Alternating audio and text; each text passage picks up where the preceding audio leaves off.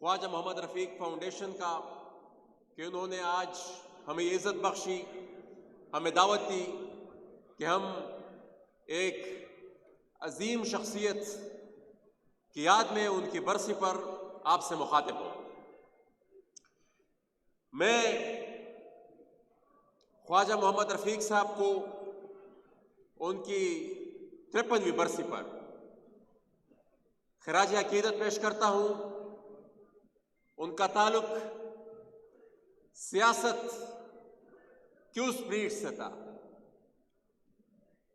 جن کے شدید نظریاتی مخالف بھی ان کی بہادری اور ان کی پولیٹیکل کمٹمنٹ کو تسلیم کرتے تھے۔ اور آج جب یہاں پر میں اس حال میں بیٹھا تو سامنے ان کا یہ جو موچی گیٹ کے سامنے سن 67 میں غالباً ان کی تقریر کا جو ایک جملہ ہے کہ اگر جمہوریت کی جنگ لڑنا بغاوت ہے تو میں سب سے بڑا باغی ہوں، میرے خیال میں یہ جملہ آج بھی اس ملک کے ہر جمہوریت پسند سیاسی کارکن کا نعرہ ہے، یہ ہمارا نعرہ ہے، یہ اس پنڈال میں، اس ہال میں موجود تمام سیاسی کارکنان کا نعرہ ہے۔ اور میرے خیال میں اگر ہم نے پاکستان کو ایک حقیقی فیڈریشن بنانا ہے تو اس نعرے کے علاوہ ہمارے پاس اور دوسرا کوئی چارہ نہیں ہے۔ ہم جب خواجہ محمد رفیق صاحب کی زندگی پر ایک نظر دوڑاتے ہیں تو ایک چیز ہمیں بہت نمایاں نظر آتی ہے کہ ان جیسے نظریاتی کارکن وہ پارٹیشن سے پہلے بھی سیاست میں رہے اور پارٹیشن کے بعد پاکستان بننے کے بعد بھی وہ فعال سیاسی کارکن اور سیاسی لیڈر رہے، لیکن ان کی زندگی پر جب نظر دوڑاتے ہیں تو ہمیں یہ اس سے اخذ ہوتا ہے کہ اس پورے دور میں پارٹیشن سے پہلے بھی یہ استعمار یہاں پر جو کچھ کر رہا تھا ان کے ساتھ وہ ہوا، جس فسطائیت کا مقابلہ انہوں نے پارٹیشن سے پہلے کیا اسی فسطائیت کا سامنا وہ استعمار کے باقیات کے ہاتھوں پاکستان کے بننے کے بعد بھی کرتے رہے، اور اس وقت تک کرتے رہے جب تک انہوں نے اپنی سیاسی جدوجہد کو آگے بڑھاتے ہوئے جمہوریت کے خاطر اپنی جدوجہد کو جاری رکھتے ہوئے اپنی جان کی قربانی دے دی۔ اور یہ ان کی جو پولیٹیکل سٹرگل ہے،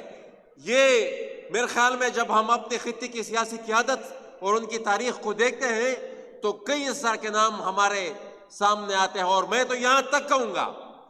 کہ حالات ابھی بھی نہیں بدلے۔ پاکستان کے بننے سے پہلے یہاں پر جب انگریز کی حکومت تھی، فرنگی راج تھا، اس وقت جمہوریت اور آزادی کا مطالبہ کرنے والے سیاسی کارکنان کے ساتھ جو ہوتا تھا آج بھی وہی ہو رہا ہے۔ نام کو تو پاکستان آزاد ہو گیا ہے، لیکن آج بھی سیاسی قیادت جیل میں ہے، آج بھی جمہوریت کی بات کرنے والے علی وزیر جیل میں ہے، آج بھی انسانی حقوق کی بات کرنے والے، انفورسڈ ڈس اپیرنسز کے خلاف بات کرنے والی مہارنگ بلوچ آج بھی جیل میں ہے، آج بھی عدالتوں کا وہی حال ہے جو اس وقت تھا، آج بھی ہماری پوری کی پوری ہمارا نظام مفلوج ہے۔ ہم جب اس خطے کی تاریخ پر نظر دوڑاتے ہیں تو ایسٹ انڈیا کمپنی کے آنے کے بعد آج کی اس موجودہ دور تک 3 چیزیں وہ مسلسل یہاں سے لیتے رہے ہیں، ایک ملٹری سروسز، ایک را مٹیریل اور ایک چیپ لیبر۔ وہ چیپ لیبر تو وقت کے ساتھ چونکہ آرٹیفیشل انٹیلیجنس کا زمانہ آتا جا رہا ہے اس کی تو ضرورت وقت کے ساتھ شاید نہ پڑے، را مٹیریل ابھی بھی یہاں سے جا رہا ہے، یہ ریئر ارتھ منرلز کے نئے منصوبے ابھی MOUs سائن ہو رہے ہیں، اور ملٹری سروسز وہ پاکستان کے بننے سے پہلے بھی وہ ایسٹ انڈیا کمپنی اور ان کے باقیات انگریز سامراج کو جب بھی یہاں سے ضرورت پڑی یہاں سے انہوں نے لی، پھر اس کے بعد سیٹو، پھر سینٹو، پھر اس کے بعد افغان جہاد، پھر افغان جہاد کے بعد 9/11 اور 9/11 کے بعد اب یہ جو موجودہ فیز ہے، یہ فال آف کابل کے بعد جو سچویشن سامنے آئی ہے اور ایک نئی گریٹ گیم شروع ہو گئی ہے، اور چائنا کو کنٹین کرنے کے لیے یہاں پر امریکہ ایک دفعہ پھر ان کو مزید ملٹری سروسز کی ضرورت ہے. اور یہ جب فال آف کابل ہو رہا تھا اس وقت بھی ہم جیسے سیاسی کارکن پارلیمنٹ میں کھڑے ہو کر یہ کہہ رہے تھے کہ آپ بطور پراکسی طالبان کو افغانستان میں استعمال کر رہے ہیں، یہ آپ کے گلے پڑیں گے. لیکن صرف اتنا کہنے پر ہمیں غدار کہا جاتا تھا، اور پھر وہ چند سال بعد وہ جو ہم کہتے تھے وہ باتیں پھر ٹھیک بھی ثابت ہوئی. تو یہ جو نیا وار کانٹریکٹ ہے، ہم اس وقت بھی کہتے تھے، ہم ابھی بھی یہ کہتے ہیں کہ اس وار کانٹریکٹ میں شاید یہ ملک اس کو سہ نہ سکے. اس ملک کی بقا، اس ملک کا مستقبل آپ دیکھ لیں. اس پورے ریجن میں بنگلہ دیش کے حالات اب خراب ہوئے، لیکن پچھلے چند سالوں میں انہوں نے جو پروگرس کی، جس لیول تک ان کی گروتھ ریٹ پہنچی، ہندوستان کی مثال لے لیں، اور بھی پورے ریجن پر اگر آپ نظر دوڑائیں. اور ایک اور چیز کی میں یہاں پر ذکر ضرور کہوں گا، سیاسی قیادت بھی بیٹھی ہے، آپ سب سیاسی کارکن ہیں. ایک نئی ٹرمینالوجی یہاں پر جو موجودہ اس دور میں جن لوگوں کے پاس طاقت ہے ان کے کانوں میں ڈالی جا رہی ہے کہ دنیا اتھارٹیرینزم کی طرف بڑھ رہی ہے اور جمہوریت فیل ہو رہی ہے. اور مثال دی جاتی ہے چائنا کی کہ چائنا میں بھی ایک کمیونسٹ پارٹی ہے، تو چائنا کی کمیونسٹ پارٹی کی رکنیت سازی گراس روٹ لیول وہ یونٹ سے شروع ہوتی ہے، اور وہ بھی شاید اتنا سکسیسفل نہ ہو جب تک ان کا گروتھ جاری ہے، کاروبار چل رہا ہے، لوگوں کی زندگیاں آسودہ ہے. جب وہ رکے گا میرے خیال میں وہاں بھی مسائل پیدا ہوں گے. لیکن یہ 25 کروڑ آبادی والا ملک یہ جمہوریت کے بغیر نہیں چل سکتا. اگر کوئی کہتا ہے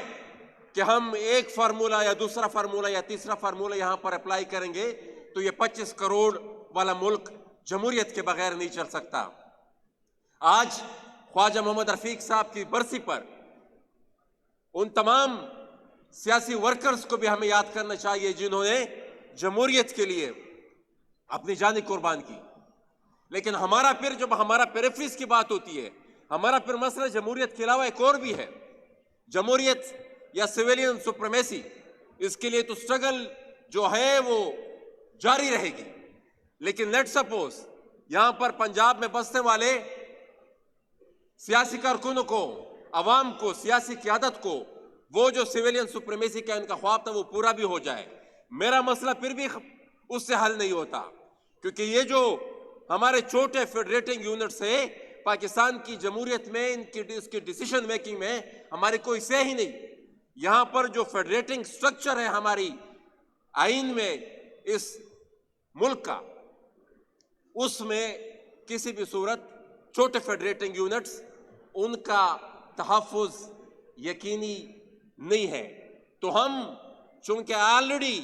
وہ جو 1973 کا ایک آئین تھا جو کہ اس وقت بھی ایک کنسنسس آئین نہیں تھا، لیکن 18ویں ترمیم کے بعد کچھ نہ کچھ اس میں پیش رفت ہوئی، کچھ نہ کچھ ان فیڈریٹنگ یونٹس کے زخموں پر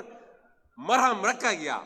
لیکن اب یہ جو 26ویں آئی، 27ویں اور آگے 28ویں اور پتہ نہیں 29ویں اور پتہ نہیں کون سی ترمیم آ رہی ہے،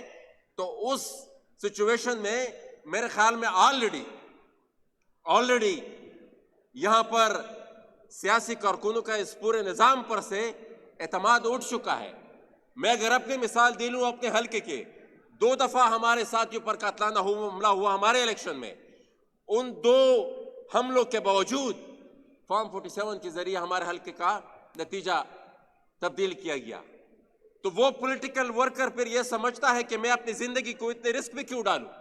یہاں پر تو چند بابو کمپیوٹر کے سامنے بیٹھ کر رزلٹ تبدیل کر دیتے ہیں، تو اس پورے پروسیس میں پھر خواری کی یا پھر اتنا خرچہ مول لینے کی ضرورت کیا ہے.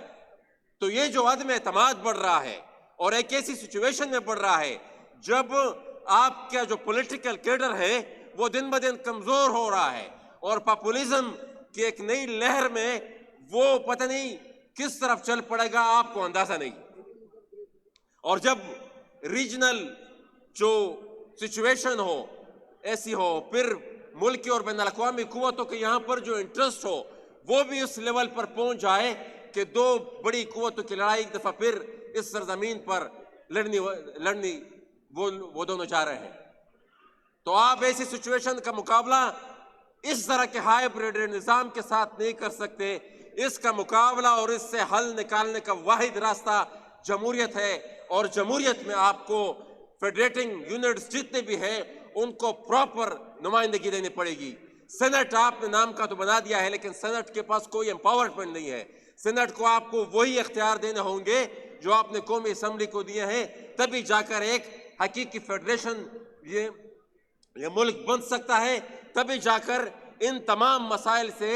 یہ ملک باہر نکل سکتا ہے۔ ادروائز زبردستی، دونس، دھمکی